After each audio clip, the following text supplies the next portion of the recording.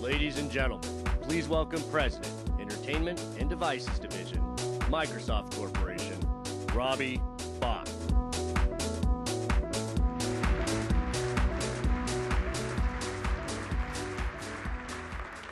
Wow, I got the smoke-filled room. Welcome, everybody. Excited to be here. Excited to talk to you about what we're doing going forward to build on what Ray Ozzie talked with you about yesterday morning.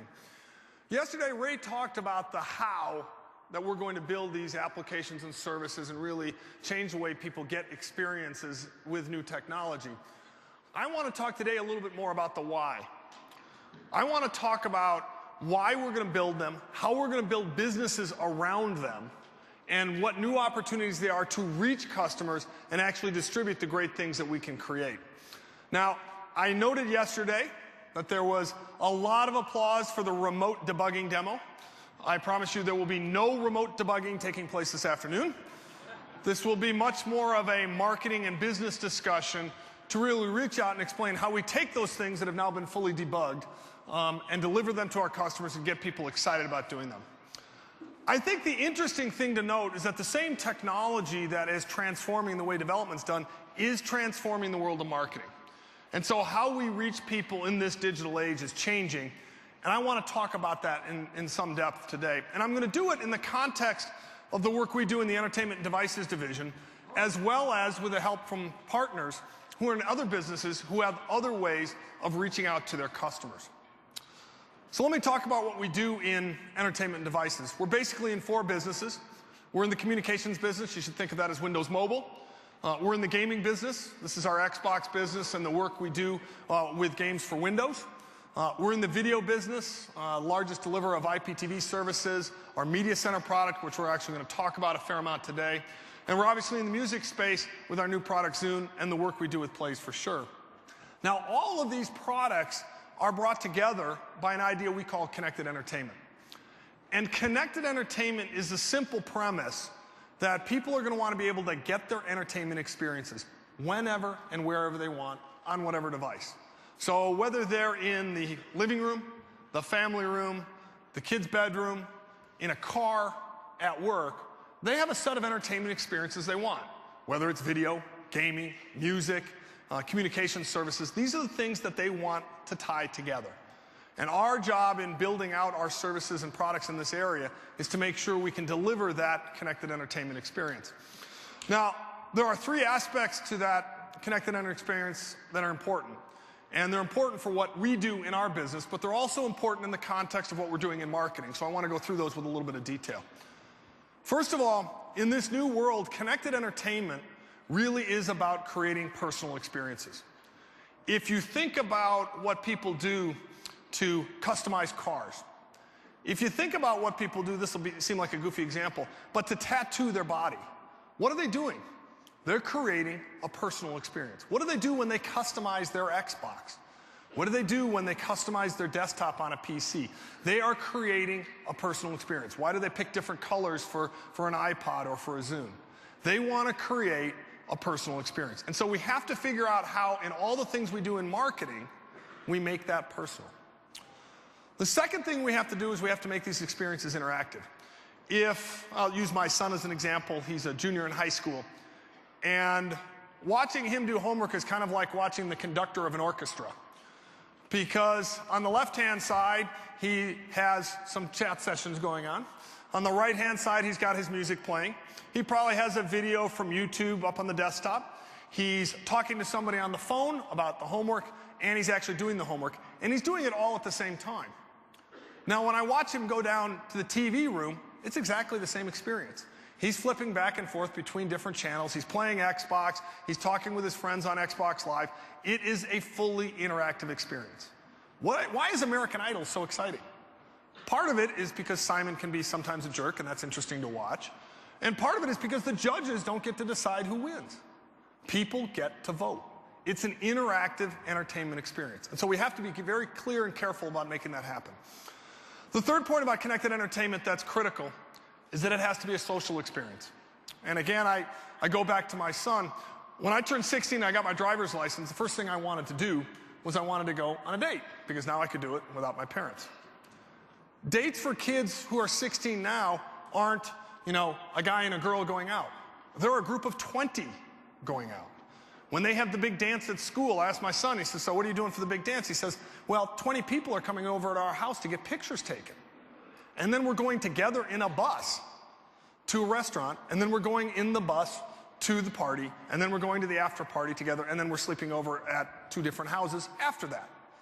It's a social experience, and everything they do is about that social interaction. That's why Xbox Live has 6 million members today, because people are looking for places not just to play games, but for places to socialize. So in all that we do in connected entertainment, we are trying to reach out and make things personal, interactive, and social. Now I'm going to come full circle and talk about the marketing point that I brought up earlier. Because in marketing, the basic principles are pretty straightforward. First thing you want to do is attract customers. Second thing you want to do is then engage them and get them involved in your product and get them to experience it. And the third thing you want to do is you want to excite them and you want them to buy the product. Now I will tell you there's a direct correlation between attract, engage, and excite, and what I just said about making things personal, things being interactive, and things being social. Because in fact, the way you attract people in this new market, in particular when we're talking about a demographic 16 to 34 years old, is you make the product or service you're providing personal. And you do that through the way you market it. How do you get them to engage? You make the marketing experience interactive. And how do you excite them about it? The #1 way they get excited is from their social community. They get excited about things because other people recommend it to them.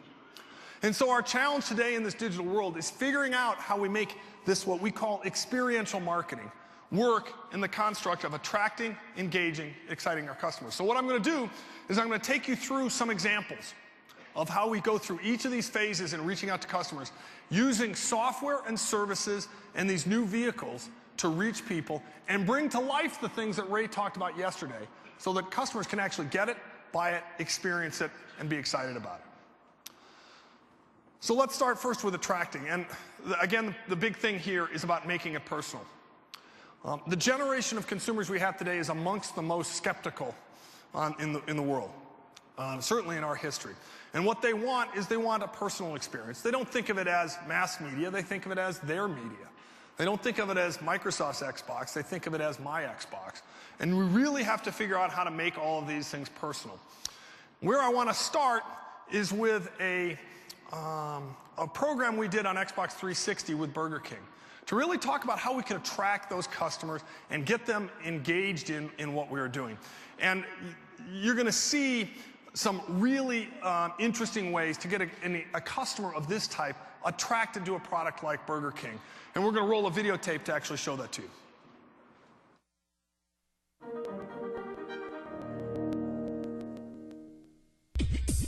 Out of the blue, I get a call from John Banks of Equity Marketing, Burger King's promotions agency. They proposed this idea. Within less than a year, we want to have 3 Xbox games to be sold exclusively at Burger King restaurants, but we want to sell them for $3.99.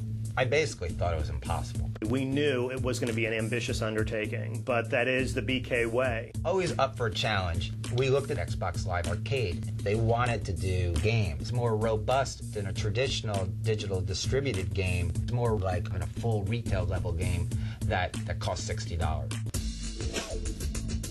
We assembled a great team, Blitz Games out of London, who had done games like Fusion Frenzy.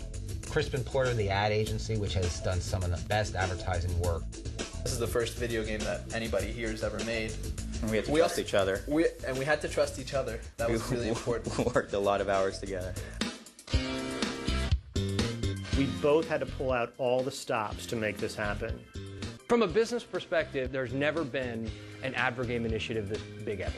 There really hasn't. If the game isn't good in the end, you got nothing. Burger King wanted to really take this to the next level. It was intense. It was such a multi-fronted campaign. It was everywhere. Basically, they blanketed the United States. Success for a video game is selling 1 million units worldwide. We sold over 3.2 million video games in about a 6-week period. So think of it, in comparison to a 30-second television commercial, they were getting their brand as central to this video game that their target audience would play for hours. We had a challenge convention, and Xbox did it like pros.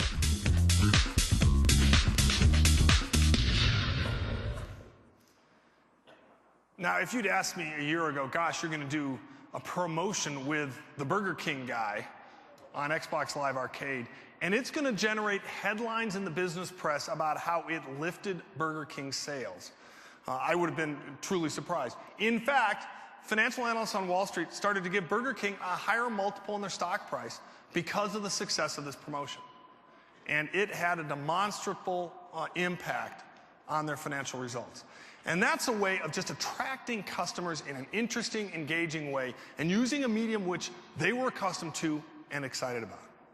Now, just to take that one step further, I want to talk a little bit about the work we've been doing with Massive Entertainment. Now, Massive Entertainment is a company we acquired about a year ago. And what Massive does is they do advertising inside of games.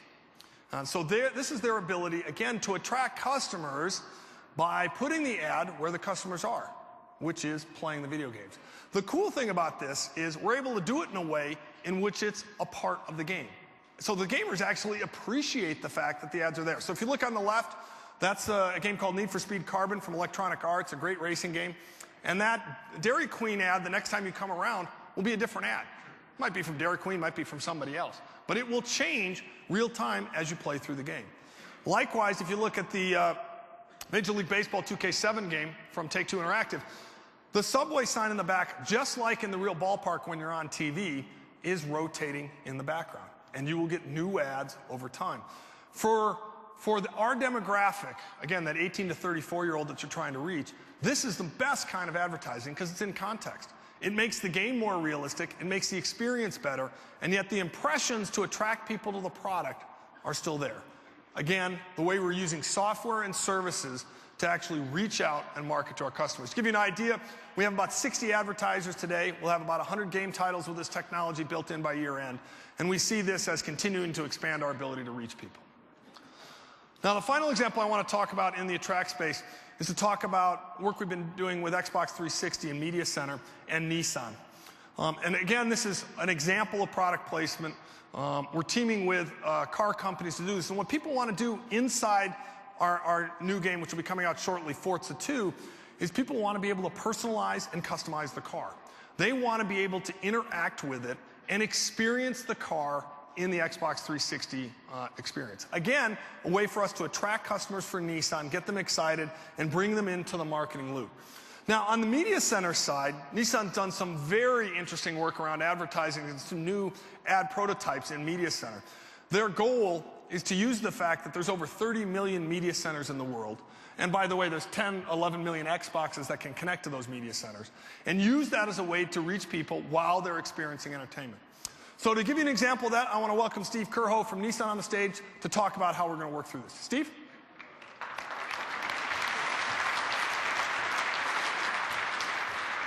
Hi, Robbie. Good to see you. Thank you. So let's talk a little bit. I know you guys have been tackling entertainment in this new digital age. Give me some examples of how you think about this Media Center opportunity and what was going through your mind as you started down this path. We think it's a great opportunity because TV is still the most important advertising screen in the household. And in order to attract consumers to our brand, we need to be on this screen. Media Center gives us this kind of access. And our collaboration in this proof of concept is an extension of the advertising alliance that we launched with Microsoft the end of this last year. So now, when you think about that, you obviously had some goals going into this. What were you thinking about in terms of what you were trying to accomplish specifically with the advertising? Sure. The elements that make this demo relevant to our objective are the fact that we can overlay interactive elements with our linear TV advertising to increase viewer engagement. So this is the interactivity that I talked about a little bit earlier, so that people are actually involved in the advertising. Right, bringing a certain element of the web to the television. Sure. Another important aspect that we're really excited about from this program is the ability to deliver different ads to different viewers based on what's important to them. So in that kind of world, you end up with a two-way interaction with Not everybody gets to see the same ad. Right. And this is something that we've been waiting for in television for a very, very long time. It should significantly improve the viewing experience for us as the advertiser and also for the viewer. If I'm in the market for a mattress, I don't mind seeing a mattress ad. If I'm not, it's just noise and the advertiser has wasted their money. All right, so why don't you take us through it? Give us an opportunity to see some of the things that you've put together on Media Center. Sure, let's have a look at a demo. We're going to show an ad experience for the Nissan Sentra. So let's start by launching on-demand Media Center service provided by the National Geographic Channel. And you did this in a way in partnership with National Geographic, so this was part of a collaboration between you. It's a collaboration, a partnership, looking at their demos, looking at our demos, figuring out how it aligned, and able to add interactivity on top of it all so we can increase engagement, we can have better targeting, there could be a two-way dialogue. But within National Geographic service, let's say we would select an episode from their Amazing Planet series. Right. And as you'll see, when the program nears an ad break, we can lead viewers into our advertising message by dynamically overlaying a creative element. So we're now in the show itself. We're now in the show. And in the case of a targeted ad, the overlay could be as simple as a logo, like we've done for this demo. Or you could imagine teasers like Up Next, Nissan Sentra Unleashed, or a relevant message that give viewers a reason to actually watch the ad. What a concept that is. Here we are in the ad, and we've worked hard to find the right balance between preserving screen real estate for video and giving the interactive elements some visual pop. So the person has switched from the show to actually go view the ad. They're viewing the content in there. And we've designed the ad to enable rich interaction so viewers can click on specific features to give them a very personalized experience based on their interests. In a way, this goes back to what I was talking about on Xbox 360, where you're giving people a chance to experience the car in their own way. In their own way. And again, what's really different about this is that different viewers will see different ads that are relevant to them. It's targeted, it's got high levels of engagement, and it's two-way. Video is the ideal asset for TV, as we all know. So of course, we want to give viewers an opportunity to engage further by watching other video material about the product. The National Geographic program is paused, so viewers can stay in this ad and explore as much as they like for as long as they like. Throughout the ad, the viewer can make choices about the information and the content that's most relevant to them. And with a single click of the remote, the viewer can have a brochure sent to their email inbox without having to visit a website and without having to visit a dealership. Again, to our point of interactivity and engagement that you create with them. But we think that this adds a whole lot of, this two-way communication adds a lot of value, not only for the viewer, but for us as advertisers. Sure. Viewers can return to the National Geographic program after they're done exploring. So now that we've seen this, how do you think this is helping you attract new customers? Where do you think it's taking you from here? Well, I mean, as we all know, time shifting has significantly changed viewer behavior, eroding the value of the traditional 30-second spot, both for advertisers and for the networks. Sure. However, this technology allows us to provide a more engaging, more relevant experience for the viewer, and we think that this is going to help combat that trend. Ultimately, we need to be where our viewers are, and being on television is a big part of that, and Media Center really helps us get there. Now, as we go through this today, one of the things people could reasonably ask is, so what's the outcome? How do you know whether this has been successful or not? This is a prototype, a test program in a way. How do you know that you want to go down this path? What's the value? How do we measure it? Sure. Well, at Nissan, we're a very metrics, very ROI-driven company.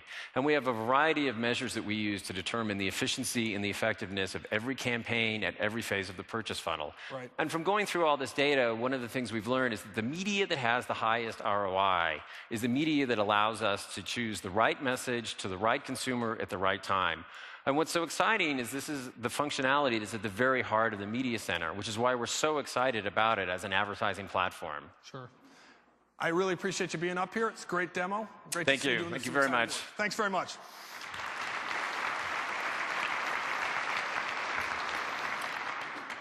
So those are 3 examples of ways in which you can use this new technology. Again, taking what Ray talked about yesterday in the how and bringing that to the marketing environment and how we reach out to customers. I want to talk a little bit about engaging customers. Now, to be fair, both the Nissan ads and the work we did with Burger King had examples of both the attract part of the phase and the engagement part of the phase. But I want to talk about some other interactive branded experiences that really brought this more to the fore. So let me look at one. Let me show you one that comes from what you might have thought of as a more static medium, the newspaper. So the newspapers have this interesting challenge, which is their readers want to experience the information in a different format than just physical paper. And so somebody like the New York Times, who has a circulation of 1.1 million people, it has now 1.5 million people who look at their content online. And the question for them is, how do I create a great premium experience, and how do I monetize that in a new way? So how do I really get engaged? And they're using this, as well as some of these other papers, which you see in the background, are using this product called Times Reader, which enables people to deliver that exciting premium experience. You get online and offline viewing. You can download it. You get interactivity. You get video. You get entire things that transform the experience so that it's not the static thing we talked about, but it's an interactive experience, and that you can engage in a new, a different way. And the challenge now for these publications is to figure out, okay, what's the monetization model we use so that our monetization from what used to be circulation gets replaced by advertising and other forms of monetization that we do online. And that whole industry is in transformation, and this is the type of technology that's going to enable them to transform themselves in the future. The second example moves back towards the PC itself. If you think about it, it's some of the most valuable real estate in the home. Certainly from a screen perspective, because people are there in front of it. They're doing email, they're up on the screen, they're working in different things, they do it at work, they do it at home. So the question is, what can we do to create new experiences there? And how can we engage with them from a marketing perspective? So those of you who've seen Vista or are running Vista, you know the idea of gadgets. Gadgets become a way for people to have interactive branded experiences. So whether you're Yahoo, Time Magazine, Google, the Weather Channel, you see this as a chance to engage your customers. It's on the screen, they can click at it, there's interactive experiences that can come from that, and now your brand is front and center with them. So there's really a ton of possibilities here. I want to spend some time, though, focusing on one in particular with Disney. Now, Disney as a company is very passionate about their brand, and they think very deeply about how they create great end-to-end brand experiences. I think they're amongst the best in the world at doing this. And in their Hong Kong Disneyland operation, they were facing some interesting opportunities with their customers because the demographics are slightly different. Broadband isn't quite as popular there. And so they had to figure out how can they engage with those customers in a new way. To show us how they're doing that, I want to bring out Edward Coomer from Disney to give us some thoughts and a tour of what Disney's doing in this space. Edward? Hey, Robert. Hey, good to see you. Good to be here. How you doing? So, again, I just want to walk us through the things you're working on. You had a set of opportunities in Hong Kong where you really said, hey, there's a better way for us to engage with our customers. How did you guys think about that? Right, what we did is, I'm going to talk about a project that Hong Kong Disneyland did. There's been an economic boom in mainland China, and there's a whole new group of consumers with disposable income. And with that has come many more personal computers in the home in China. And Hong Kong Disneyland had a unique opportunity to communicate with this new group of customers. And it's different there because they haven't grown up with the Disney experience like we have here in the United States. They didn't have television, they didn't have the movies in the same way that we have. Right. And they also haven't had 50 years of Disneyland. So now we're trying to communicate to them this whole experience that is much more ingrained in our culture. And we needed to communicate to them with long format and really rich media to do that. Right. Whereas within mainland China, I think you mentioned that they don't have as much broadband in their home as we do here. And most of the broadband they get is either in internet cafes or in the workplace. So that was a challenge that Hong Kong Disneyland faced. So you're really trying to figure out how do we use technology to reach out to those customers, in part because you have a different experience they didn't know about, in part because there were technical challenges in actually reaching them. So what did you do? Obviously you used some technology to help engage with them. What did you guys decide to do? Right, what we did is we worked with Microsoft and large OEMs selling computers in China. We took advantage of the Windows Vista gadget technology. And the great thing about the gadget, as you can see, is it's always visible on the screen, so it's always enticing the customers or guests, as we like to call them, to click on it and learn more. There's RSS feeds on there that allow you to see news about the park and the latest things that are happening. As you click to learn more, you can also click through back to the Hong Kong Disneyland website and get even more information about the park.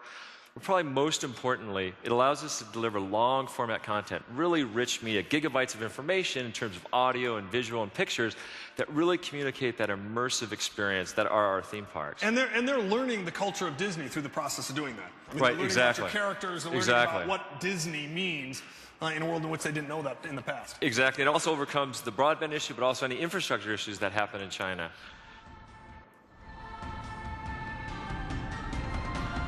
So they can actually see full motion video and really see what the park is like. Exactly. As they navigate through it, they get to engage in different aspects of it and learn what Adventureland is or Tomorrowland.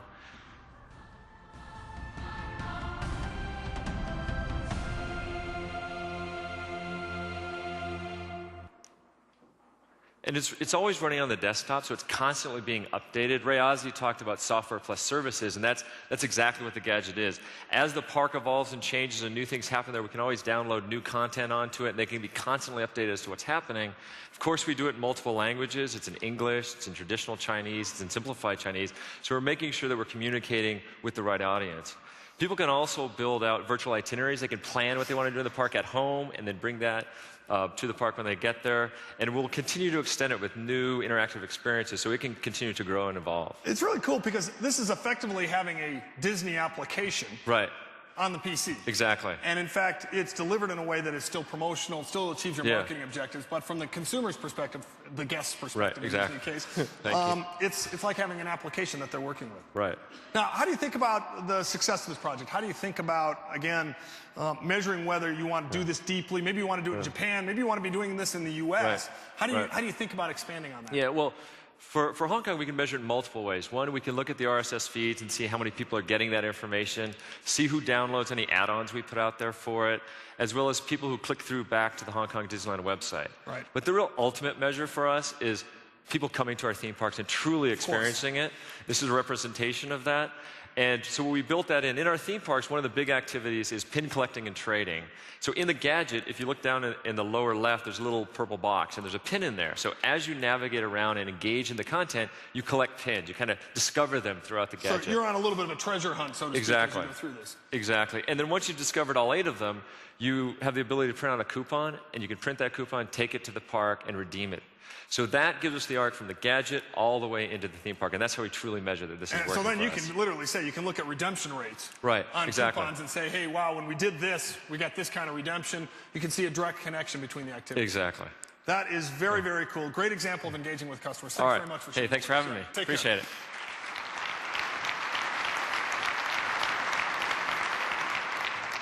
So now I want to talk a little bit about the work we're doing to excite people and really reach out to them. And I'm going to do this in the context of a game from Microsoft called Gears of War. Now, Gears of War was a new franchise for us, one that we were trying to build out and reach out to people.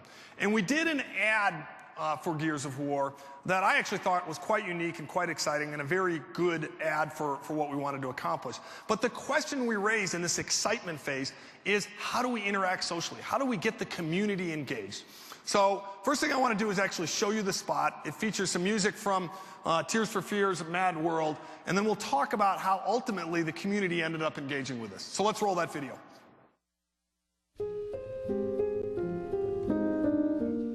Rated M for mature.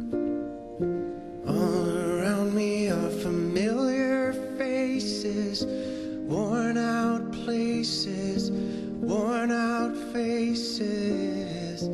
Hide my head, I wanna drown my sorrow. No tomorrow, no tomorrow. And I find it kind of funny, I find it kind of sad.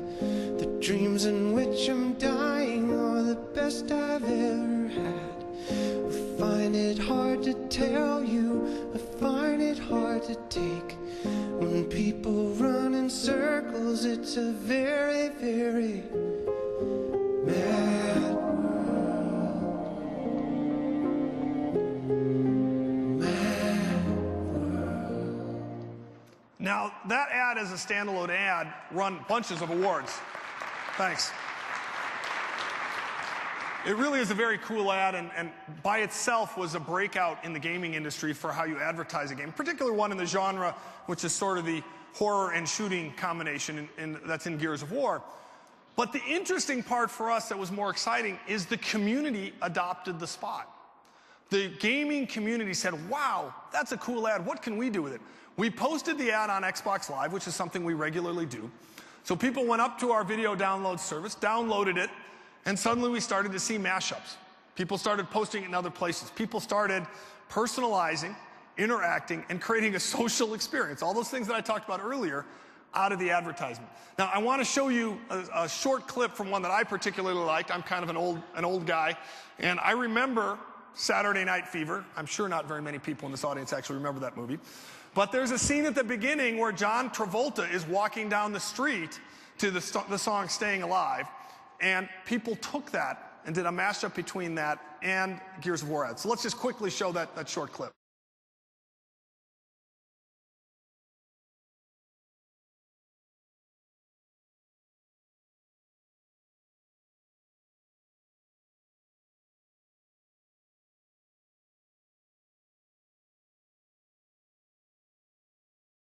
Now, you get the ad. If you go through that song, it actually plays pretty well. Instead of John Travolta, you have Marcus Phoenix running down the street being chased by an alien. But it's sort of the same concept. John was in New York probably being chased. So you see Team Xbox here on the visual. These things started to appear on all these different websites. Started with YouTube, but it's spread across the gaming community. We found over 700 different mashups were done based on that advertisement. They were viewed over 5 million times. Think of the free advertising from this. The game, now I will say the game is a great game, but it has sold over 4 million copies. It's the best-selling game on Xbox 360 to date. And certainly part of it was that social excitement we were able to generate in the community. Now, the best part of this story, in my opinion, the best part of this story is I'd love to say that the marketing team had this carefully orchestrated plan to do this, and that they seeded the community and got somebody to do one mashup so that other people would get the idea and do all this. No, we're actually not that good. In fact, we had no plan to do any of this at all. So the plan was to do what we always do. We post the ad, let people look at it. It's advertising on Xbox Live, and away you go. The community took over and did the marketing for us.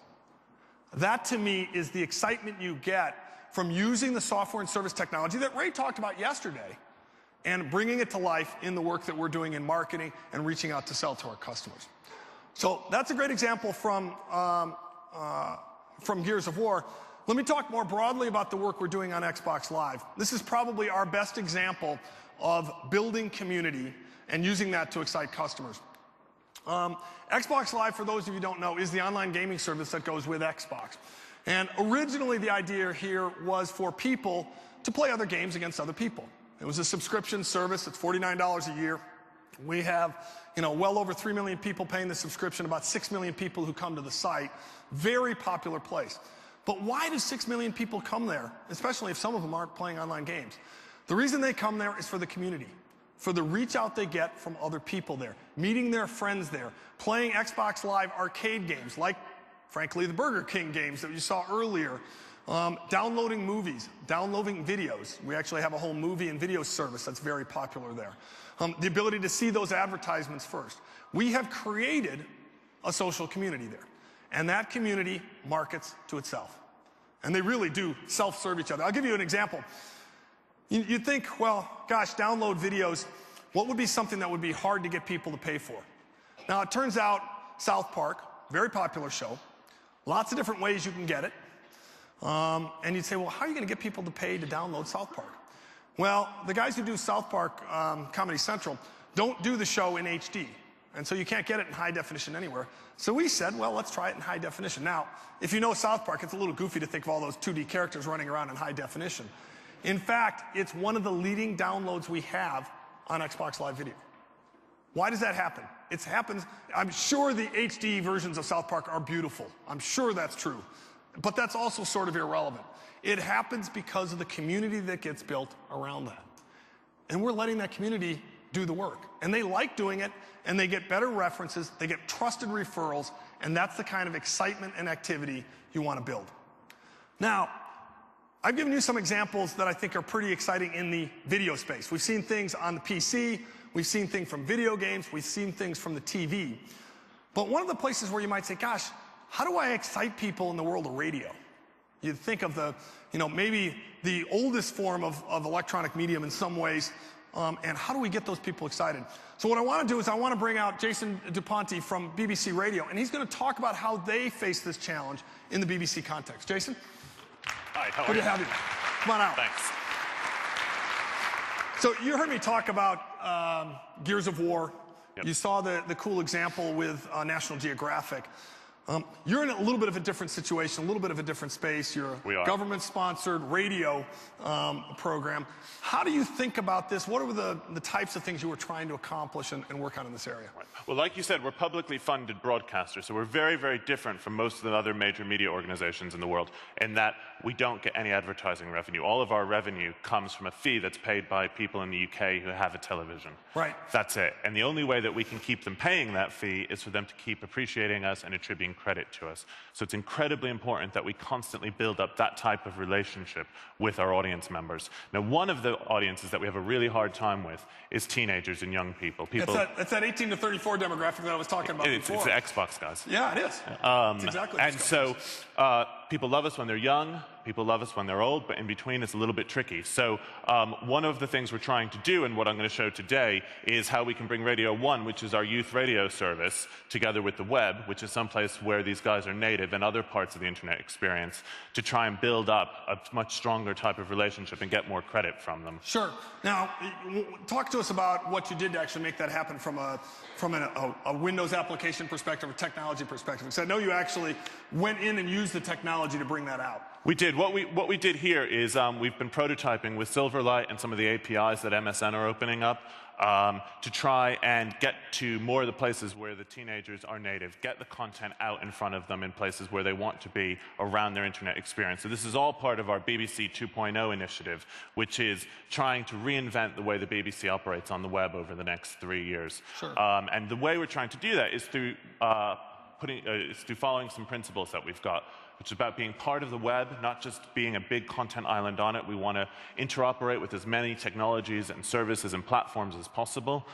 We want to build a more personalized experience, and you'll see some of that here when I show you how this application works. Right. We need to deliver on our promise of high-quality content and editorial, and deliver a distinctive portfolio of services and content for all of our audience members as universally as possible. Yeah, you have kind of a unique challenge from a brand perspective, because BBC is probably the most storied and in some ways best known entertainment brand in the world. And yet, again, for that 18 to 34-year-old demographic, tough to engage. They're very tough to get. They're very tough to get, and that's why we're using technology to get in there. Cool. Why don't you show us what you got? Sure. So what we've done is we've built up this application around a character called Jack, who lives in a world where there's a lot of Radio 1 around him, but he's not appreciating it, he's not realizing, he's not attributing credit back to the BBC for that. So he might go to clubs where the Radio 1 DJs are, he might go to gigs that we've sponsored, he might hear it in his friend's car, but he's just not having that connection. So what's happened in this demonstration is Jack has been at the Leeds Festival, which is a huge rock music festival in the north of England. And on stage, one of the Radio 1 personalities has done a call to action to say, send in your messenger screen name via text, and we'll give you a special present when you get home. So Jack gets home and he goes to log into Messenger because he's dying to talk to his friends about what he's just seen at the festival. And when he logs in, he gets a thing that says, you have a new badge from Radio 1. So he clicks to open that up, and this badge is a little mark of pride that he can attach to his online identity. It's a bit like an achievement in the gaming systems in Xbox. That's right. And so this is something that's really cool for him to have, we hope, and it's something that's exclusive to him. The content isn't, but the badge in his identity is. So when he clicks on that, he can explore that, and it's got multimedia content in it. So it's got articles, it's got photographs that he can explore, it's got videos, so he can peek into those if he wants to. And then it's also got audio content. So if he goes into the video, he can start to explore that. He sees this as My Chemical Romance. He doesn't particularly want to see them, but it goes down into his playlist in case he wants it. Then he can go up and queue up some audio content to listen to when that's done, and then maybe he goes in, and actually what he wants to watch first is this clip of the Kaiser Chiefs, who are his all-time favorite band. He absolutely loves them. And so he clicks on that and brings that up, and he starts to watch, and he really wants to relive the experience. So he puts it into full screen, and he can, watch them coming on stage as contextual content is coming in from Flickr, which shows our whole part of the web kind of philosophy that we want to bring content in and out from other places. And then he gets an exclusive Radio 1 interview that we did backstage that he couldn't get at the festival, where he can see the band being interviewed in a picture-in-picture experience while the sound is faded out in the background. So you're actually showing all the things I've talked about for the last 45 minutes, because you're showing interactivity. Yeah, community. We're trying to use as much of it as possible. And all of those types of things. Absolutely. So he closes that back down into his playlist where he's getting that personal experience that we're trying to help him build up. And then as we're starting to get to know more about him, we can start to bring him some recommendations using different intelligence and the technology. So here it's recommending that he watch one of our rock shows, which is hosted by Zane Lowe, because the Kaiser Chiefs were interviewed there. So he can pop that on and listen to it if he wants in his media queue. And he can have that as something he just sits and watches, or he can bounce it down into his playlist so that he can do other things online while he's listening to the radio. And he can also set a reminder if he wants to, so that the next time that that program is on, he gets a messenger alert to remind him to go and watch that. And he can listen to that. And he can listen on digital radio, linear radio, online, however. Sure. We don't care as long as he's getting that content. So everything in this environment is drag and drop, which really makes it easy for him to explore and do different things and continue his journey. So he takes the picture and he drops it into the search engine, which isn't a search like you're used to. It's a visual search, and it's driven by clicking on things, which then brings back more related multimedia assets. So he's sort of navigating a web, if you will, of connections between Kaiser Chiefs and maybe somebody else the band was in. Exactly. Some other direction that exactly. goes with It's making all sorts of connections for him across all types of media in a very kind of fun, entertaining, and visual way. So because he's liked this badge, he wants to make his own. And that's one of the great things that this allows people to do. He can aggregate and re-aggregate the content however he wants, so that he can then share it with other people, his friends, other members of the public who maybe he doesn't know. He can do any of this stuff. So he brings a whole bunch of clips into the badge studio and pops that open, and he can give it a name.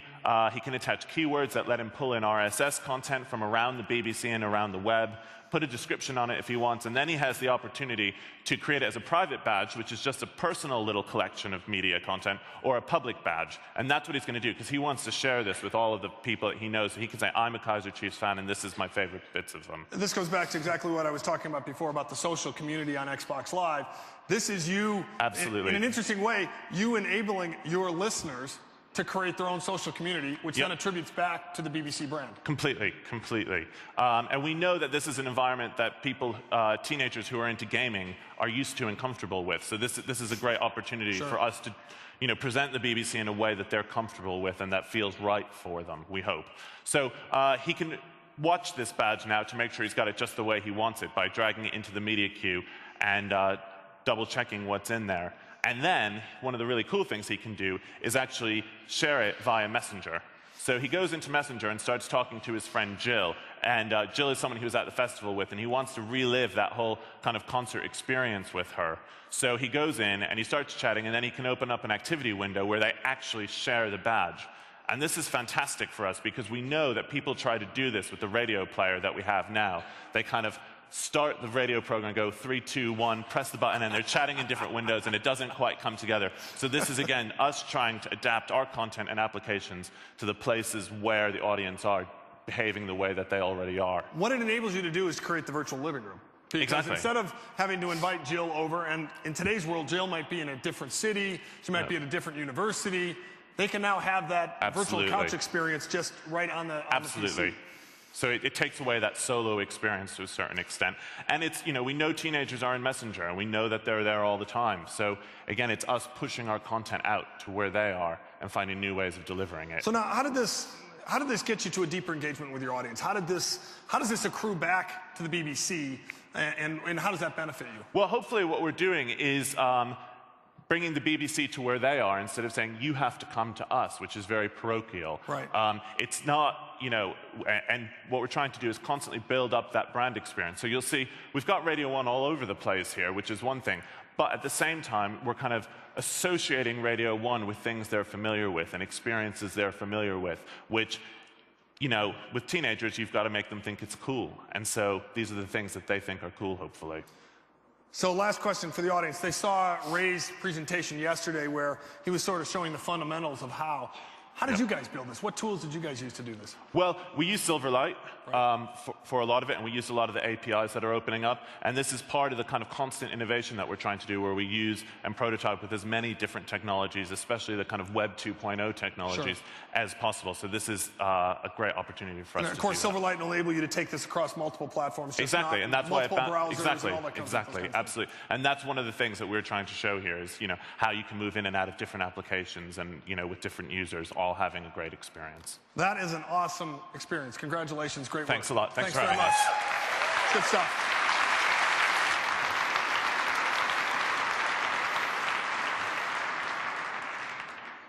So now you've seen the tour, if you will, of what we do to attract, what we do to engage, and what we do to excite. I grew up as a marketing person inside Microsoft. I've been there almost 19 years. And from a marketing perspective, this is entirely a new world. It's energizing. It creates amazing new opportunities. And it really does merge the work you heard about yesterday from Ray and his team and the work that you saw from our partners and some of the work that Microsoft has done in a very unique way.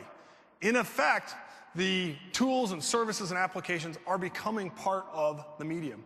And that is becoming part of the way the marketing happens. We are engaging people in a personal way. We're getting them to be interactive, and we're getting them to be social. If you think about the examples you saw at Nissan, the examples you saw at Disney, the example you saw at the BBC, that was radio. What you just saw was radio brought into the 21st century in an incredibly exciting way. To me, I think for all of you, it creates amazing opportunities. This is the world in which, based on what we showed yesterday, you can expand your market, reach out to new customers, and really engage with people in a new way. This experiential marketing is a way to extend your brand, and I think it leads to a very exciting future. Thank you very much.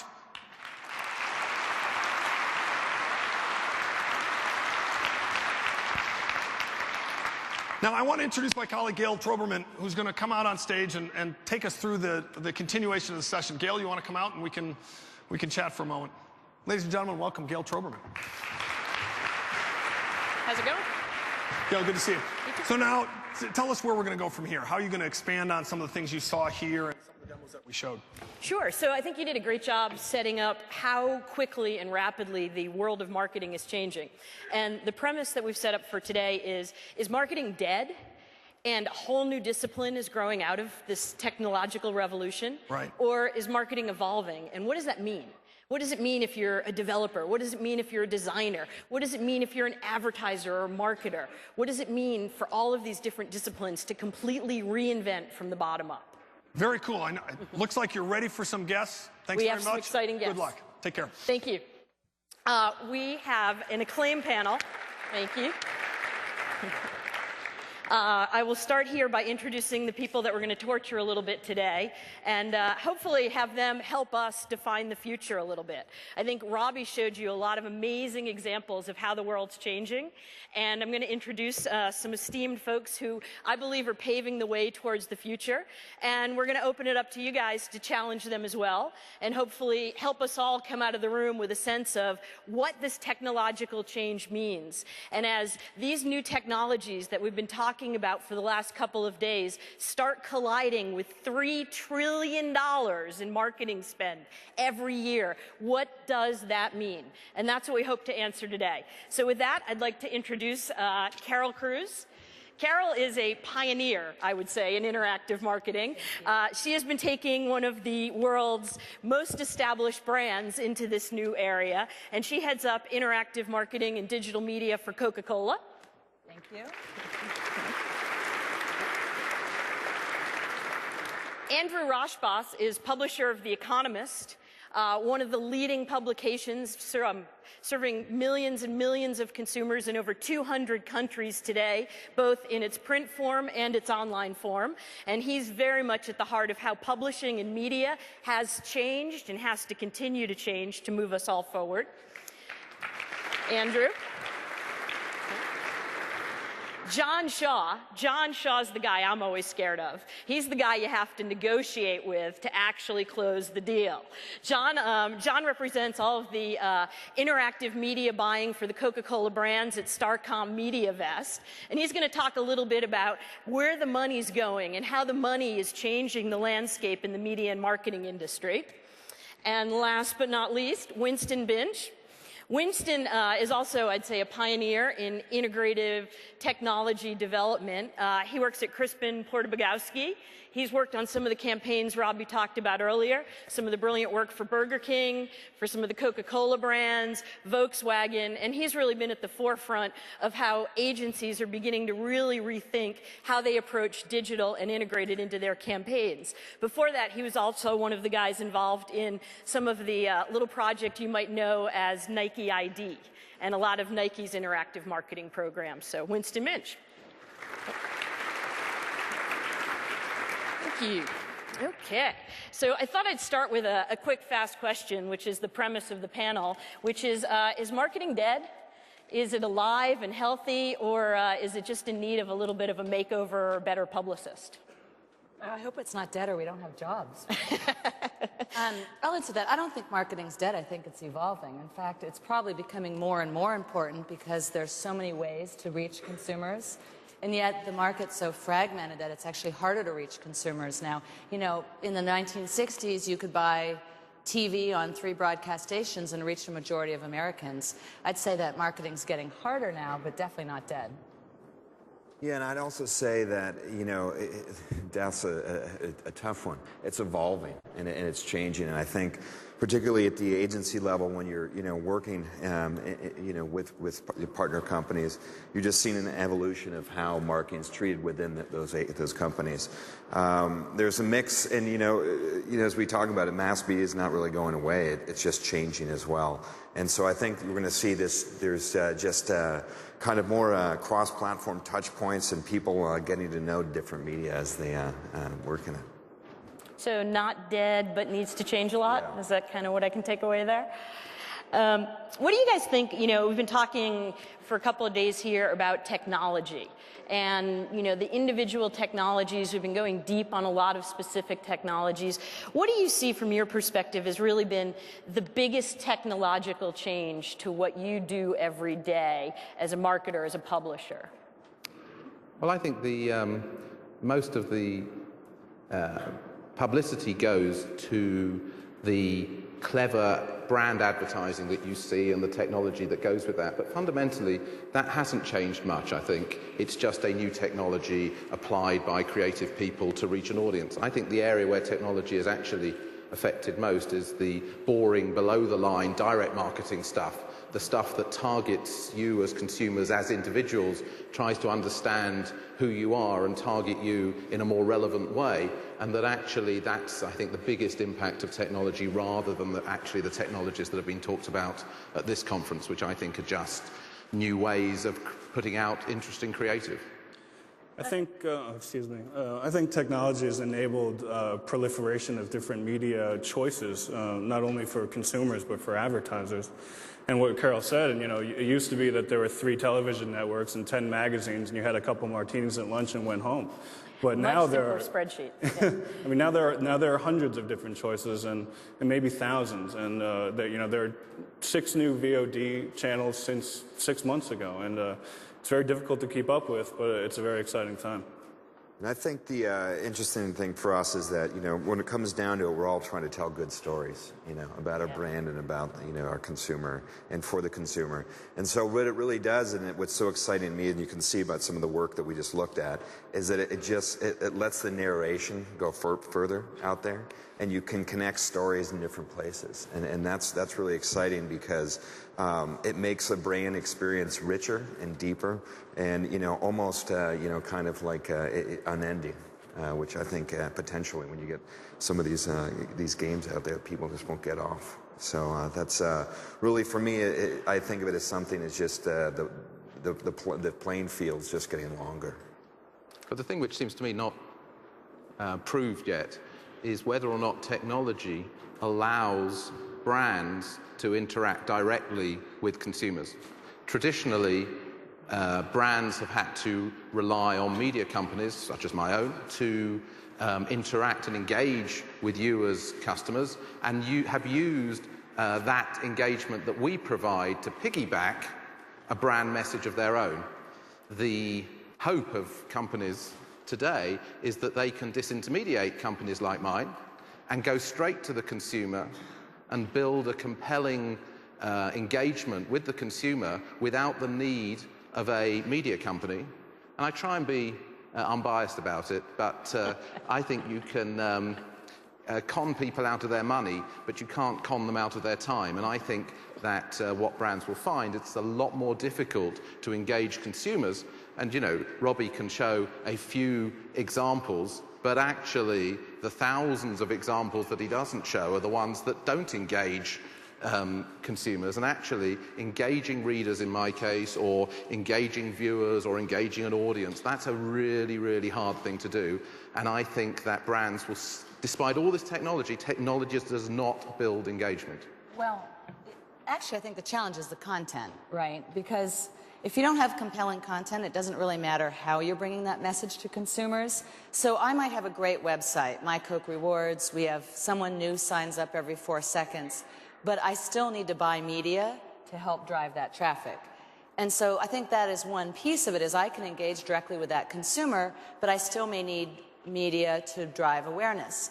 Now, one program we did, we really did kind of take away the media intermediary, and that was called Coke Stage Side. And that was really born on a technology that everyone here is familiar with and is usually lambasted in the media as an evil thing, but as a marketer, I view this as a positive thing, and that is peer-to-peer file sharing networks, which, you know, everyone hates them because people are illegally downloading and sharing music or movies.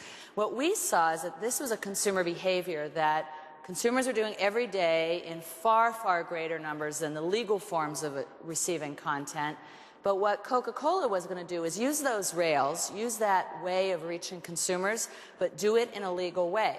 So we source content, 2 forms. We did 2 kind of short-form videos. The first was with an emerging artist named Neo.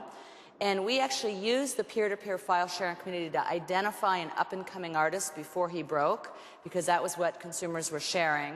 We then negotiated the digital rights for a 12-minute video. It was a compilation of interviews and performances and music.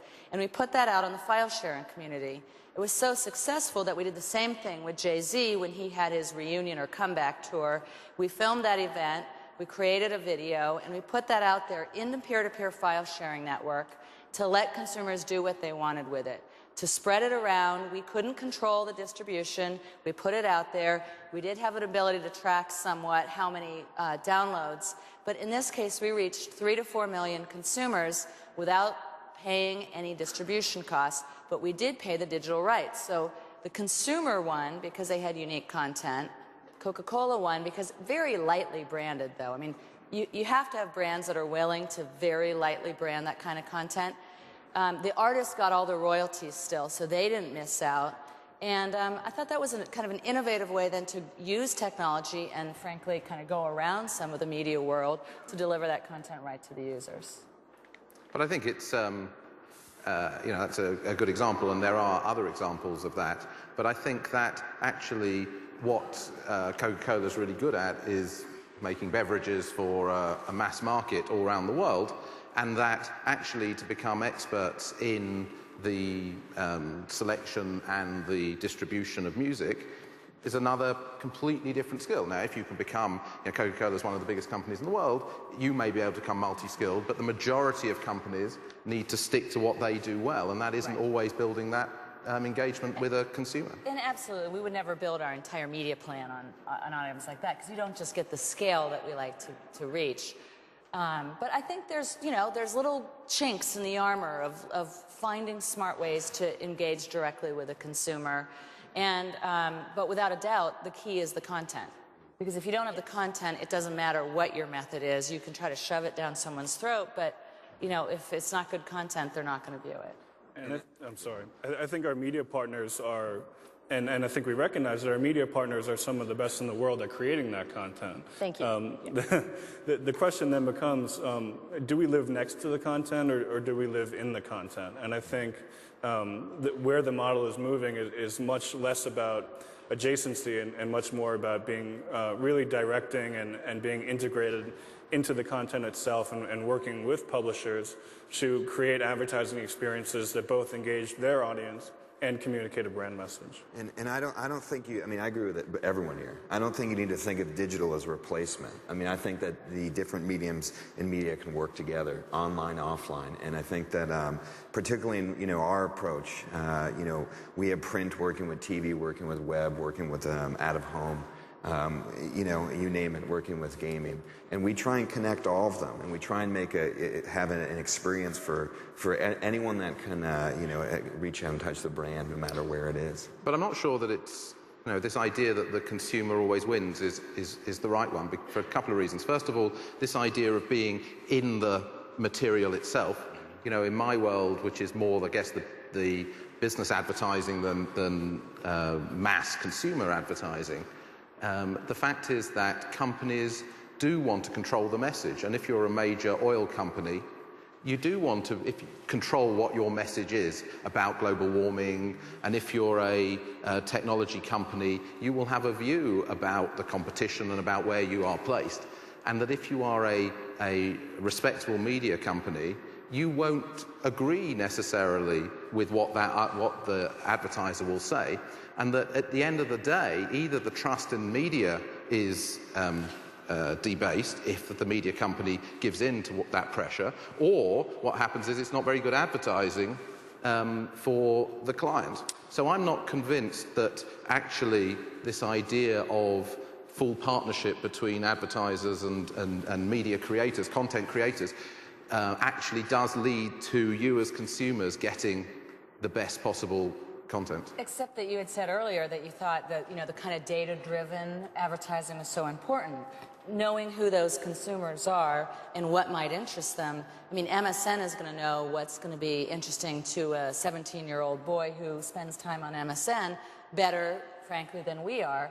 And so if you believe that that's going to deliver a much more relevant experience, you know, then the publisher should know that better. Because let's say I'm using the Sprite brand. I don't know as much information about consumers on MSN as MSN does. So if I want to deliver a really relevant Sprite experience, you know, I'm going to look to MSN to let me know what kind of content, what experience might be most viable, again, based on their data.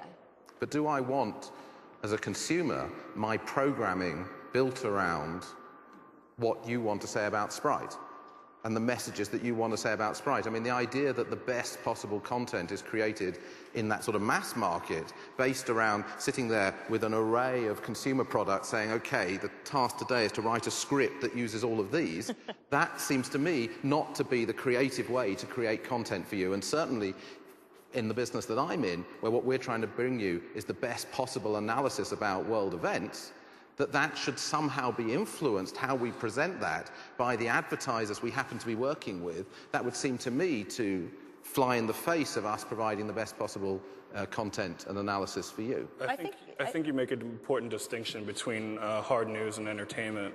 But in response to your point, if the content is not engaging to the user, and if the content is not something that the user wants, ultimately we failed, because that message will not get to them as we want it to, and it won't hold their attention as we want it to. So really, you know, in working with publishers, we really try to align our interests and really make sure that the consumers are getting what they want, that the publishers are getting what they want, and the advertisers are getting the message across that they need to.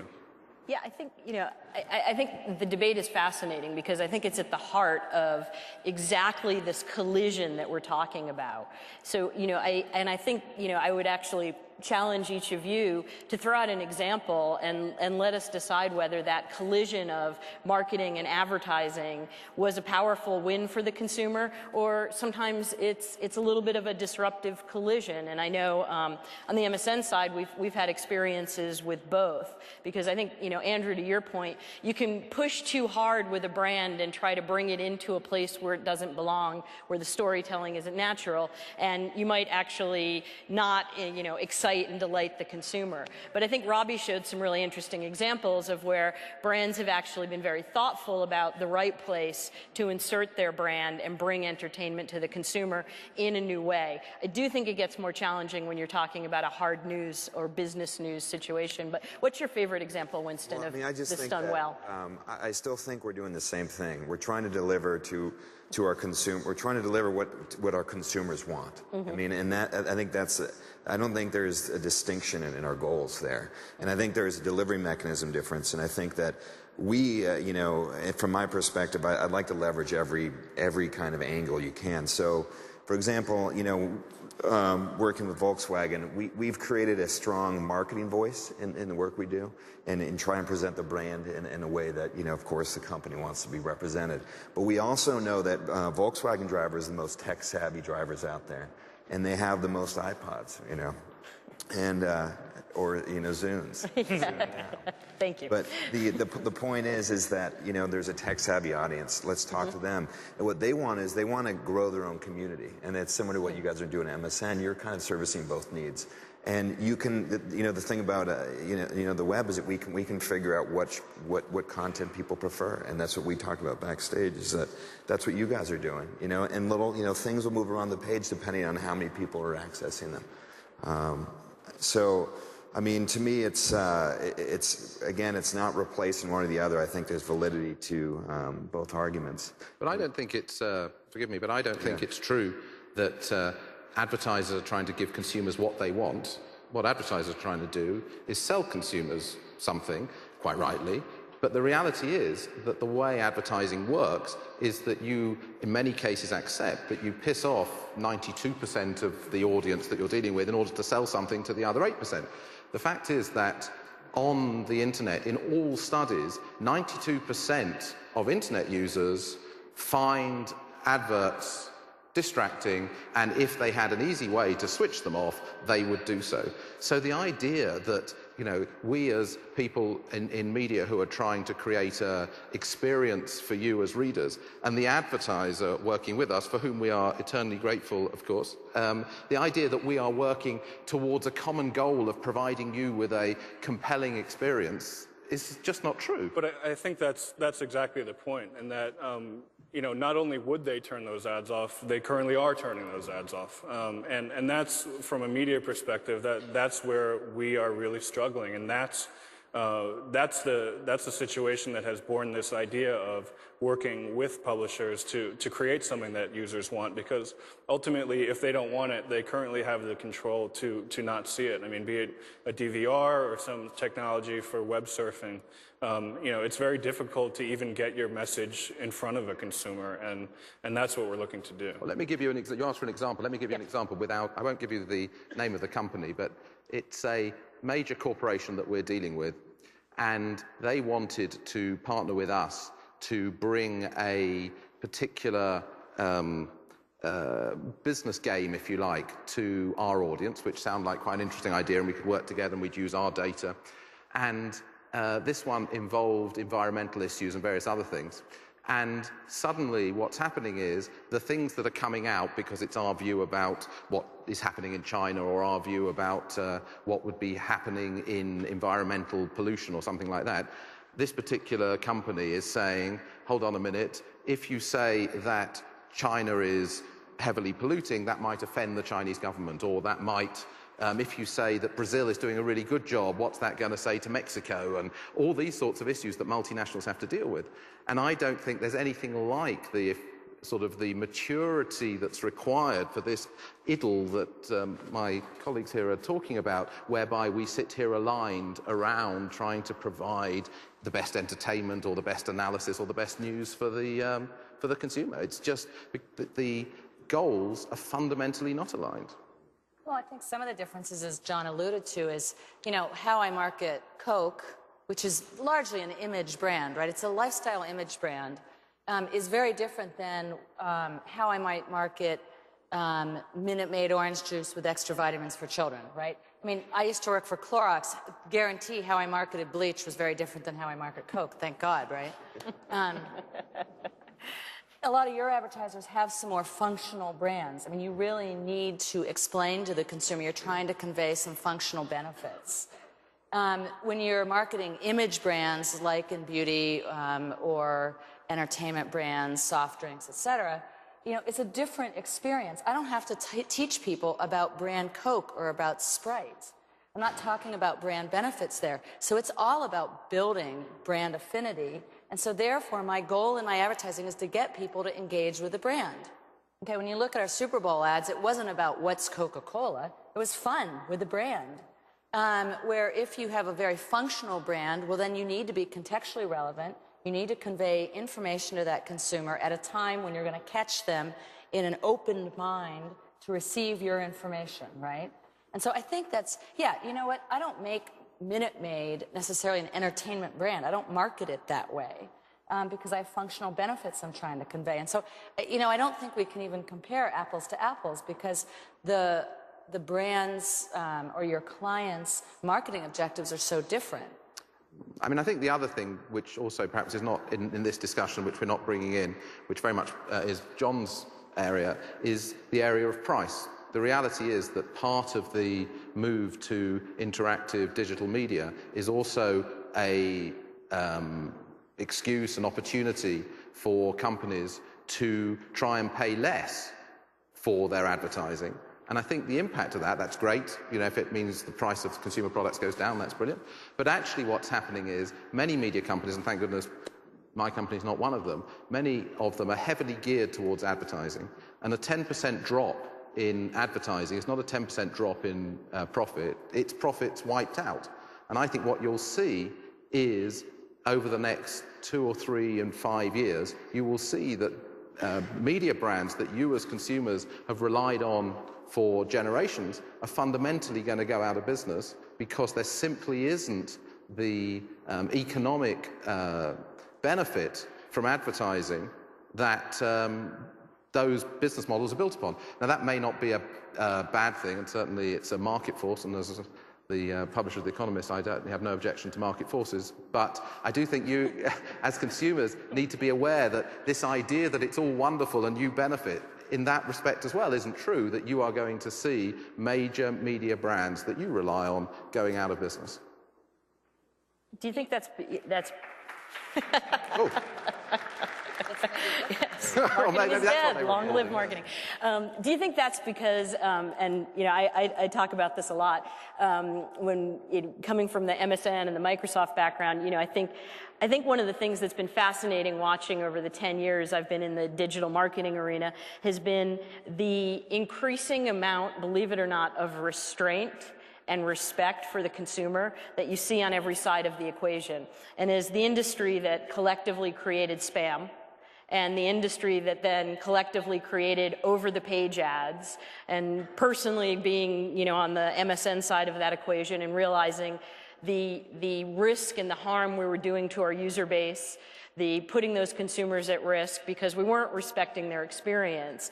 What I've been excited about, and I'd love to hear maybe some examples of where you see this going in the future, is that those lessons early on in a medium that's moving this rapidly, I think taught us all. They were wake-up calls very early for all of us to say, we can't, because we find a great way to connect with user-generated video, we can't then just go exploit that in mass.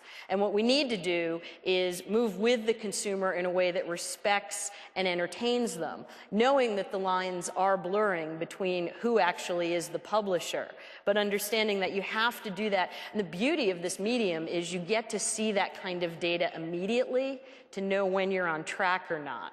Do you think we're heading to a place where we're going to be doing more harm? I think Andrew obviously thinks we are.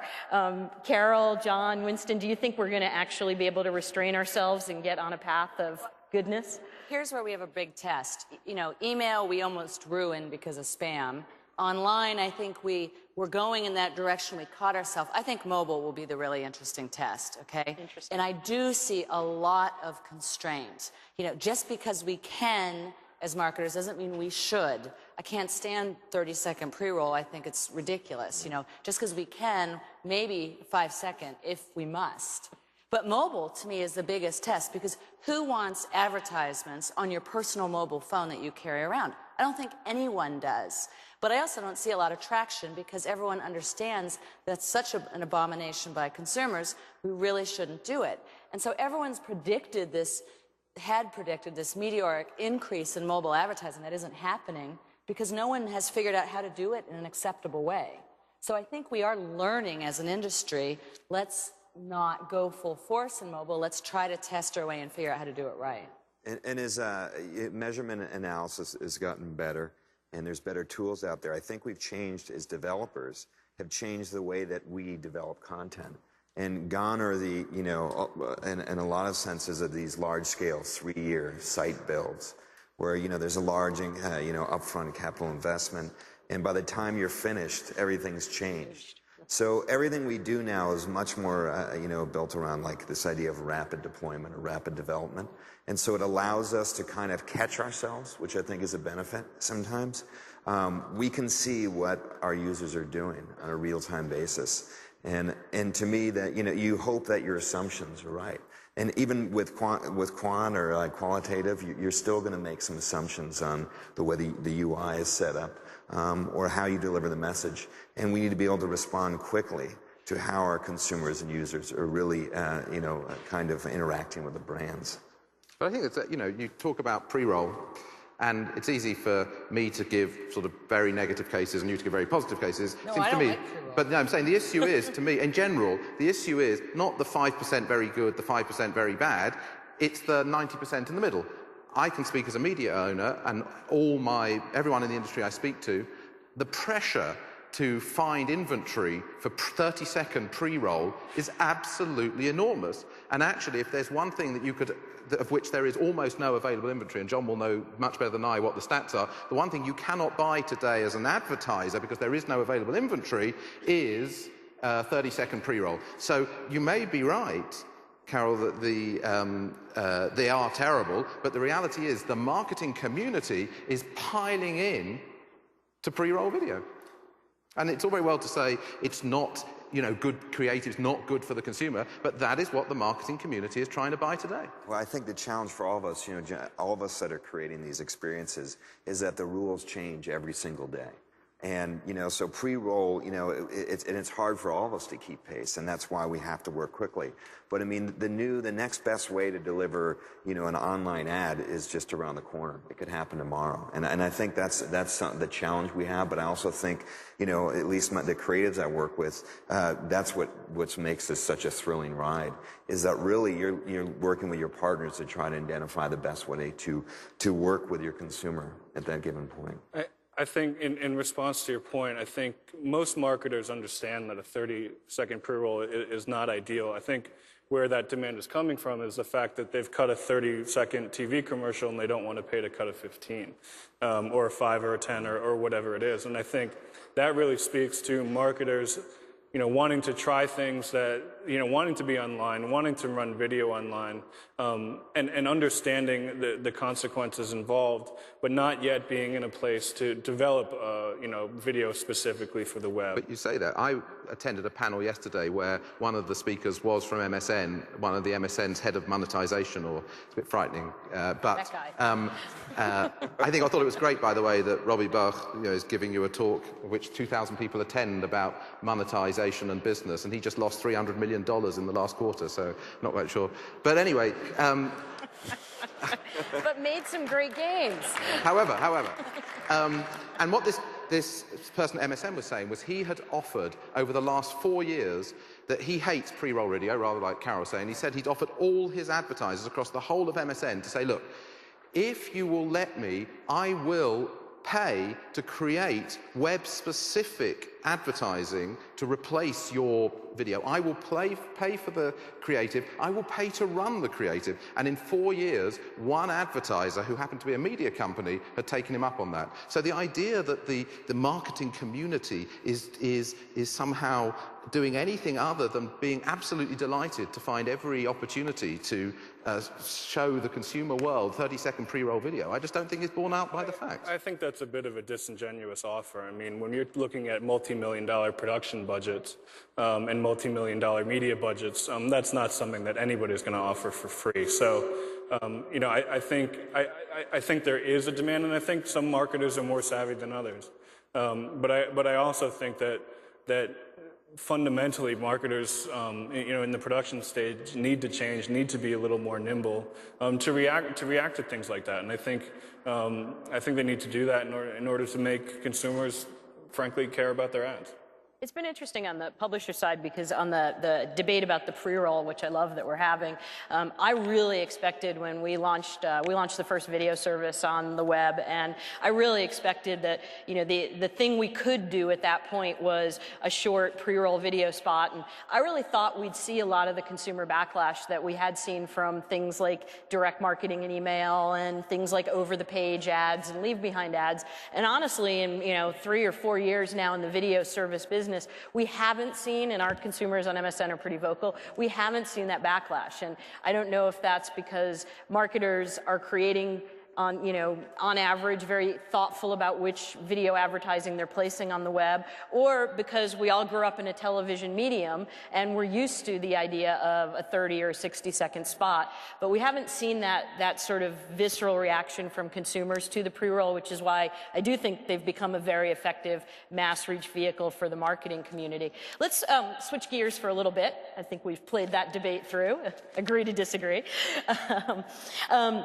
What do you think is going to happen to, we talk a lot about, or we have over the years, this idea of offline media and online media. I think in Robbie's presentation earlier, you saw a lot of different devices coming together to deliver media-based experiences. Where do you see the offline versus online media future heading? I think the terminology is a bit archaic, frankly. I mean, I think that a lot of the media that you all see every day, be it digital TV or the out-of-home stuff that's on Las Vegas Boulevard, is delivered somehow online. And I think that those media have a lot of learning to do from the web space in order to catch up with things like demographic targeting or even behavioral targeting, which would be very interesting on television. But I really don't see that being a battle fought out. I really see them converging together into one thing. Yeah, I mean, and I think they can speak to each other, as I talked about before. I mean, you can have a web piece push to print and print push back, or print push to mobile, and I think that's kind of magical, when that works well. And particularly when you can do it really, you can converge multiple platforms. And I think you look at the Xbox, the BK work, and that's a great example of something just spreading. That's on the web, that's on TV, that's in print, that's in store. That's on Xbox, 360. And I mean, for our consumer and for the BK consumer, I mean, that's every place that we need to be. And then the other thing I get excited about is this idea of virtual, you know about this virtual furniture, of course, Carol, and Second Life and things where you can live virtually. I mean, and you think about the automotive world, and I saw a little bit of that with the Nissan, the Media Center, is your car can become your virtual car. And that can live in cyberspace. It can live, in your garage. And then the multiple platform piece that we talked about really encourages that and allows it to live in a lot of different places. It allows you to have a representation, both in, a lot of mediums itself. I think one of the things that's hard to call is there's always been a split between lean forward media and lean backwards media. So, you sit and watch TV and you're in lean back mode and you've got a glass of wine and you've had a difficult day at work, and then you've got your lean forward experience of more engagement. The internet, obviously you can just sit and play stuff through it, but it's fundamentally a lean forward, engaging environment. It'd be interesting to see when my kids, kind of teenagers, grow up, are they still, they definitely want to do all this lean forward stuff today, but, when they've had a hard day at work and the kids are shouting at them, are they going to want to come home and lean forward, or are they want to go and do what the rest of us want to do, which is sit on the sofa and lean back? So I'm not sure whether or not actually we're going to see this convergence completely, or whether or not actually sometimes you just want to have media wash over you. I think it both happens. I mean, I love reading magazines, which is like reading your magazine. Yeah. I mean, I still do that, and Carol and I were just talking about it, and that was where I was talking about, on the plane I was reading something, and there was a message in it, basically, or a page saying, hey, to get more information, you can go check this, type in this number, and you'll get an SMS and go to a website. But I also think that, I've also read stuff where, brochure or catalog sales are increasing, because it's just an easier way for people to sign up for a catalog. And I don't think you can replace the tangible nature of being able to flip through pages and get like that immediate gratification. And also it's ingrained in our cultures, from when we're very young, reading, and I think there's one thing I want to ask you guys is that, when you look, we're looking at almost two different things, users and readers. What's the difference? I think there's slight differences, but to me, reading doesn't go away, and in a way, it's a completely different experience and a personal experience, more than blogging or working on a wiki. So I think, again, all of these things kind of happen. So there'll be some overlap, and maybe we can come up with some interesting campaigns together. But I think they happen together. What about, I think we'd be remiss to not hit on one of the big buzz topics over probably the past year now, so maybe it's getting a little old, I've been told, but where do you see user-generated content changing the media and marketing landscape? There's been a ton of buzz about that. Marketers seem to have flocked towards the idea of free distribution via online user-generated video services. A lot of hype, Time Magazine, consumer is, the consumer is the winner this year. Where do you think that's heading? Was that a fad and it's kind of ebbing, or do you see that dramatically changing the future of marketing? I think the issue comes back to whether or not it's a fad, is whether or not it becomes a major way to engage with readers online. And if it does become, or viewers online, or whatever your medium is, and if it is a way in which viewers are engaged, then marketers will follow it, and if it isn't, then they won't. Is it a way? Well, in a way I hope it is, because it solves some of the economics of media creation. If I, as a media creator, can begin to aggregate stuff that you produce for me for nothing, that's good for me, and it allows me to carry on doing an effective business. So I don't think media companies are against it in any way. I think the difficulty is that we all know the great examples of where it's a huge hit, but the reality is 99.99% of it is complete crap. And that's the difficulty, is how do you find the 0.1%, and when you do find the 0.1%, how much of it is there anyway? So, I quite like the idea. I just don't think it's as big an idea as perhaps people have made it out to be. I think there are really two parts to user-generated content. There's the content that's actually generated, and then there's the process of generating it. And I think the success of YouTube really speaks to the latter, in that people really enjoy making videos of their dog skateboarding. Do a lot of people like to watch it? Well, some do, but I think I personally, well, sure. I mean, it depends on the dog, but and the skateboard. but I think that there have been examples that we've done for Coke and for Sprite specifically, where we've given users the ability to create some virtual graffiti, in some cases using Sprite assets like lemons and limes and color schemes and fonts and things like that. Yes, the result of that was great for us, and they really did sort of create ads for us, but ultimately for us it was the act of users going in there and doing it that was really so successful. And I think, ultimately, we want to deliver a great experience. And I think, there's a lot of clutter. We use that word clutter, and I think clutter ruins the experience. And I think, we just did some work with Coke Zero on this piece called Sue a Friend, and I think it is about the process. It's about the process of someone feeling like they're engaged in a brand, and ultimately they're having fun doing it, and somehow it means something to them. And so I think we're going to continue to make experiences that allow the user to be very participatory in the experience itself. But we're going to use technology to kind of create some guardrails. Clutter is marketing speak for crap, by the way. That's, there you go. Exactly. But thanks for the translation. I mean, I think, and then also on in some work we did for Miller and Man Laws, we created a Mickey, as we call it. That's a Man Law wiki. And, the consumer feels like they have control, and we want to give them that. But there's also, there's only so many man laws that, there's X-rated man laws that, of course, can't get through. I wouldn't know. The only other charge, the last thing I was going to say is brands have to have the belief or what's a nice way to say this, the willingness to give up their brand some to consumers. And that's a really scary thing. If you're just starting off, you don't really have a brand, go ahead, let consumers have fun with your brand, because it's okay as long as you get the word out, it's fine. Some brands are going to have a lot more belief that it's okay to have fun with a brand, to poke holes at it, to mix it up and mash it up. And other brands, it's just not going to be okay because your brand just doesn't want to take that potential tarnish. And so it's interesting. I gave an example earlier with Diet Coke and Mentos.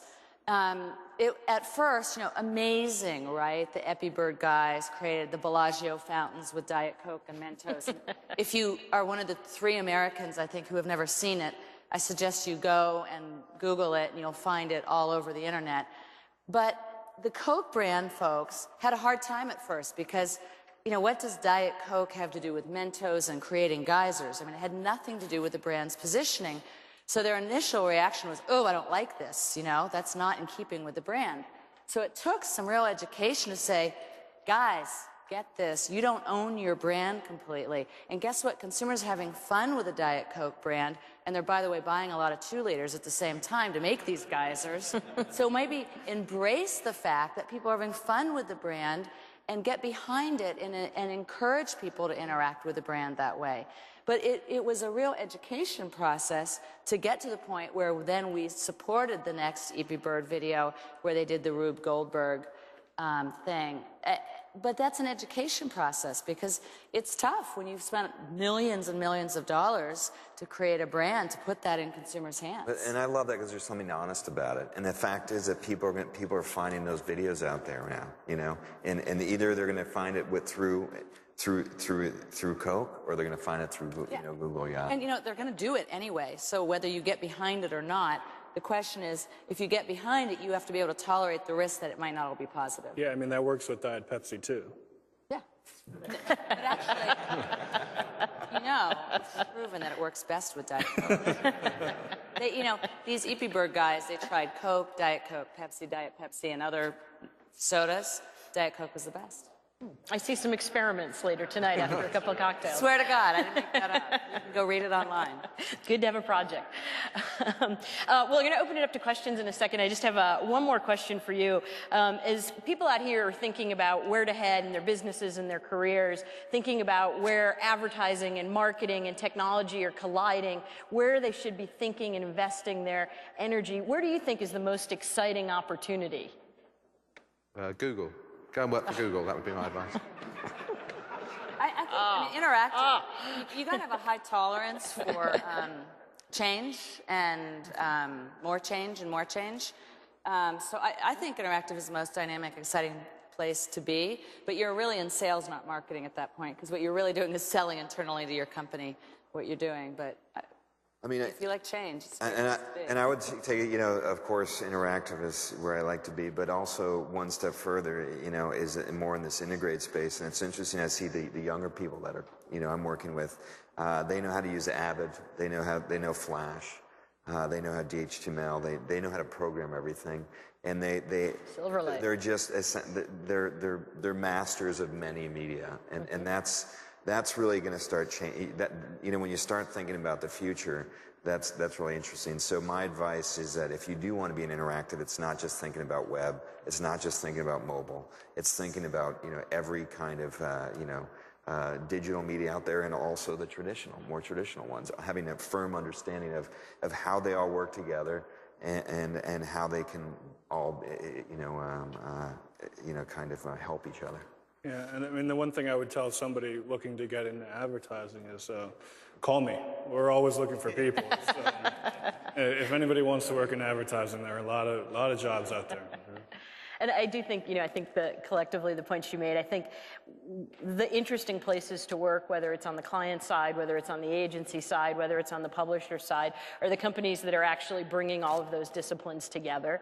Because everything pretty much we've talked about today is about how walls are coming down.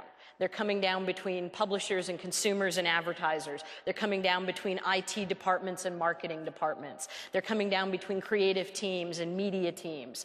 Everywhere we look, technology is really taking down a bunch of walls and making it easier for us to collaborate real time and move rapidly to change the industry and deliver great results, whichever side of the equation you're on. So with that, I'd love to open it up to you guys to get some mics out here and torture these folks with some questions from the floor. Yes, sir.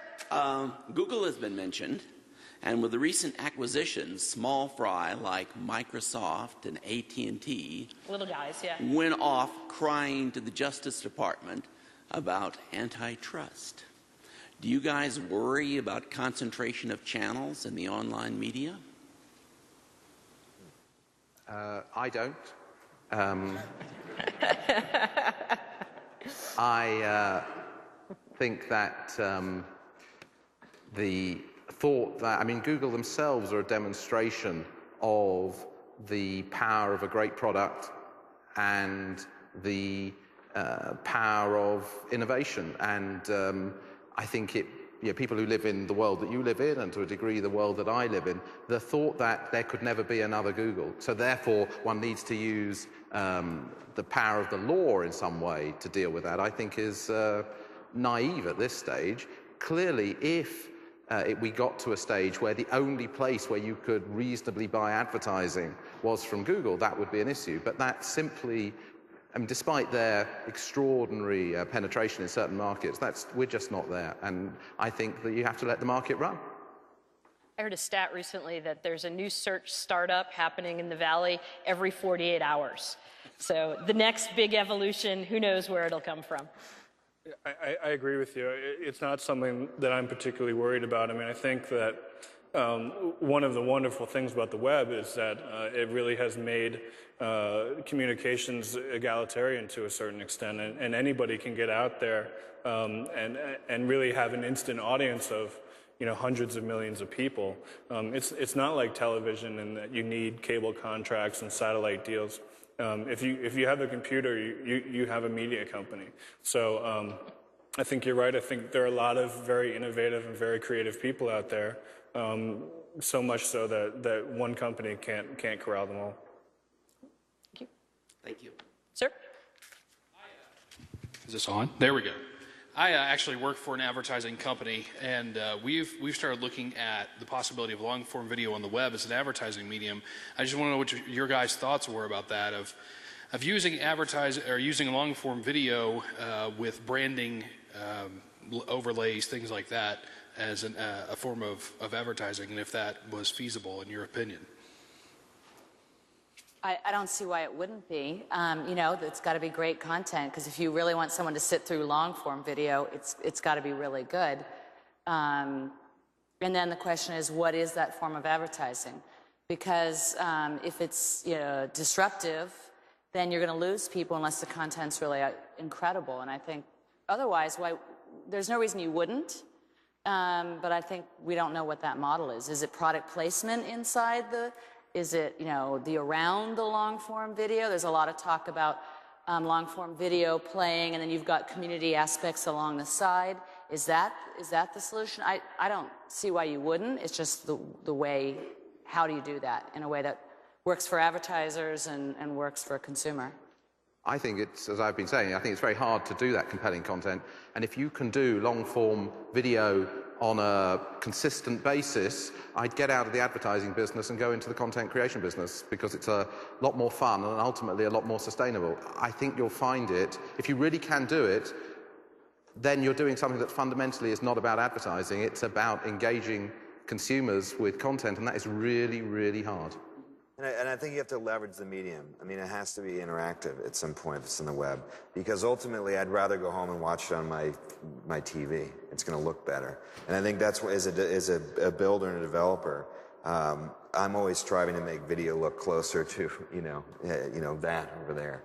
And I think when that happens, when you start seeing, the technology catch up with, what we see at home, on our TVs, that might change it. But now it's just got to be quick, it's got to be interactive, and it's got to serve a greater purpose and fit into the overall idea and work within that well.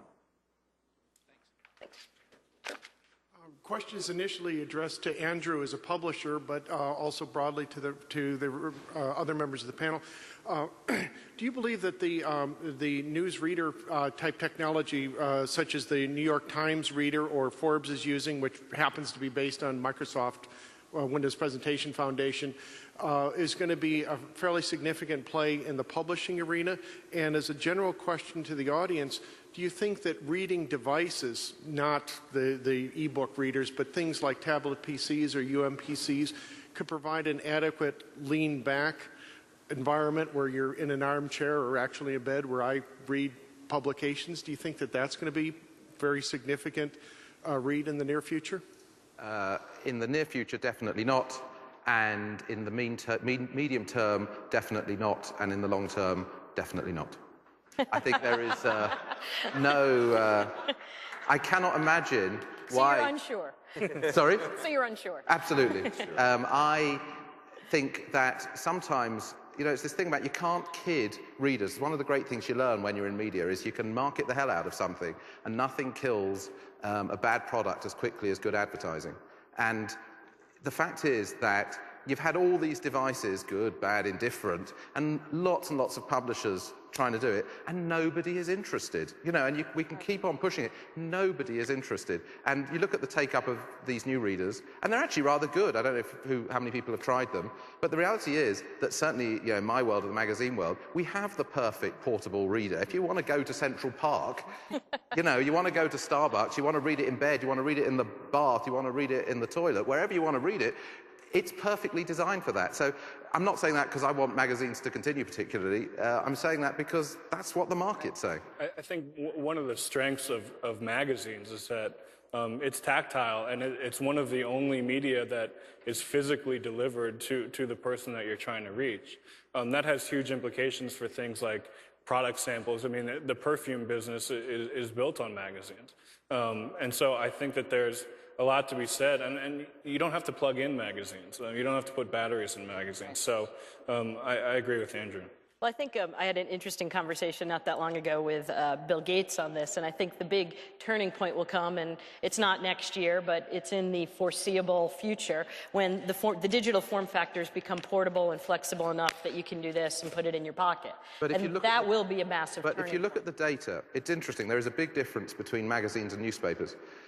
Magazines are a young person's medium. Again, I'm not saying that because I happen to be in magazines, but if you look at who reads magazines, they're fundamentally young people, and there is this idea that those young people who are in Facebook all the time and they're sitting there, they're absolutely on their mobile phones and everything, on their cell phones.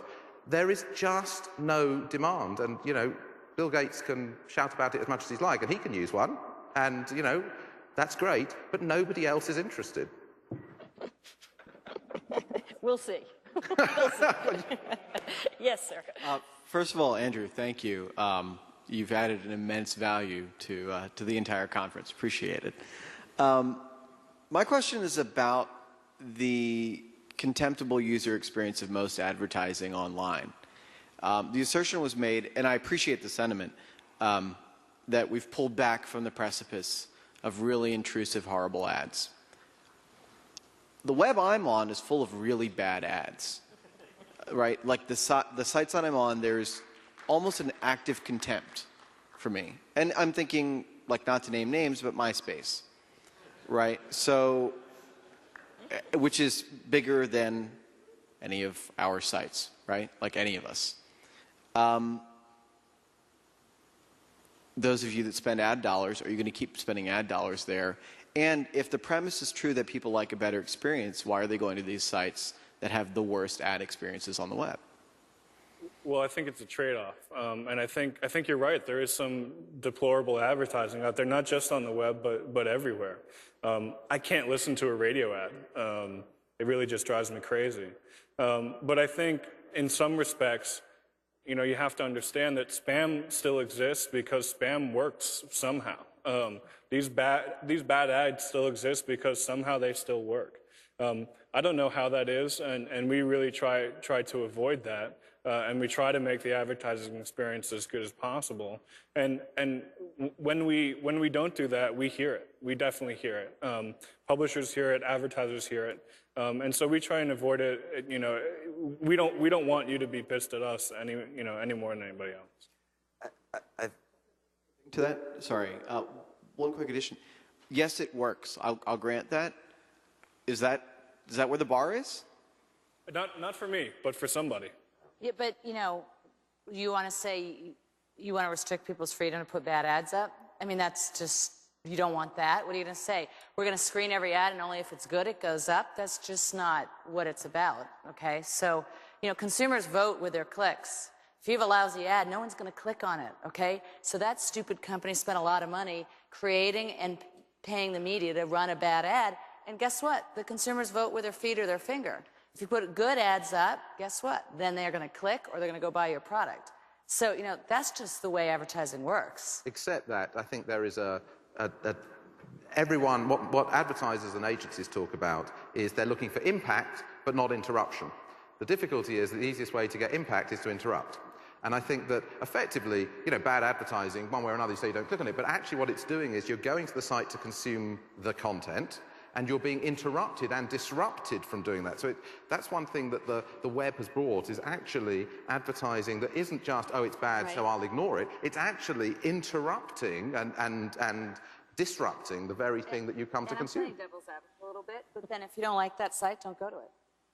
And I think if that site serves ads that are overly disruptive and you can't stand the pop-ups or the pop-unders or those crazy ads that flash, then just don't go to that site.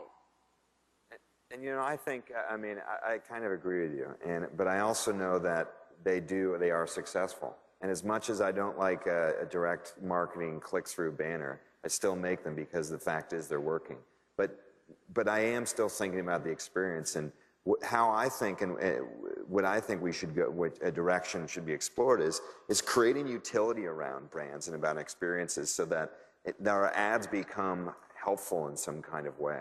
Or relevant to you. We just did something with Coke Zero and Carol called the Bracket-O-Matic, and it was done during March Madness, and with John here as well. And it was done in March Madness, and what we did is we created this tool. It lives as a banner, and it also lived in AOL, where essentially you could configure a bracket, NCAA bracket, and then submit it to a Coke Zero challenge. And that kind of thing's great because people are actually printing out their brackets in the office. And, we got some great, not only our office, but offices everywhere. And it was a tool to enable a better user experience for March Madness. And to me, that's the kind of stuff that we want to get into. We have to still do the ads that drive awareness and drive people to the places where we need them to go. But I think in the industry, we're all trying to push it and trying to make it better. And I would agree with Carol. If you have a problem with those sites and those banners, then just don't go there. I don't, I think we have time. We'll take these last two questions. Sir. Google is about democratizing information. Can you guys speak to whether advertising will move towards more of a popularity-based advertising where, Coca-Cola or Newport cigarettes or another company would become more popular in advertising based on the number of people clicking on that in Xbox game maybe in the near future? I think to some respect it already is. The Geico ads out there are some of my favorites. And I really take time out to watch them. Whereas progressive or Esurance, they drive me crazy and I can't watch them. So I've made a choice as a consumer to watch ads that are the best, in my opinion. I think most advertising is driven by the results. And so I think, you know, as Carol said, consumers vote every time they click, every time they see and then go buy. And, you know, I think we're living in the most researched medium in the history of media. The data is there and the bad campaigns go away very quickly, the ones that don't engage or connect with consumers. And the good ones, the money just flows and they get expanded pretty quickly. So I think, you know, it is a pretty democratic field as it is. One last question. Question for Carol. Carol, I wonder if you can tell us what percentage of Coke's interactive, or overall budget, marketing budget, is spent in the interactive space, and can you see that changing in the near future? You know what, I can't tell you that. I'm sorry. I will tell you that it's gone up dramatically. I've been doing interactive for Coke for a long time. I'm going to date myself if I actually say this. Exponential growth, and it is now a significant part of our marketing budget, and that's made my job a lot harder because now everyone pays attention to what I do versus before I could just fly under the radar. So what I would say is it is a significant part of our overall media budget and will continue to grow year over year, to the point where when you're looking at your marketing mix and what makes sense, you know, it may level out, but at this point I think the accountability and the measurability of digital is really compelling because you're seeing results. We're able to measure brand health lifts. We're able to measure incremental volume, and that's really powerful because, you know, when you're spending money in marketing and you have no idea what impact it has, it's hard to keep spending that money. And when you have a medium where you can measure the results, you can tell if the consumer saw your ad, if they interacted with your ad, if they took some action, if they registered, if they watched a video, and through partnerships with IRI or Nielsen, you can see if they actually went to the grocery store to buy your product. That is just really hard to ignore. And I think it's that data and that accountability of digital that's going to continue to fuel the growth to a point. But like everyone said, there will always be TV, there will always be out of home, there will always be print, because that's delivering a different kind of experience. I'm intrigued, Carol. Why is it a sensitive number, the percentage? What is it about the percentage that makes it sensitive? I don't know.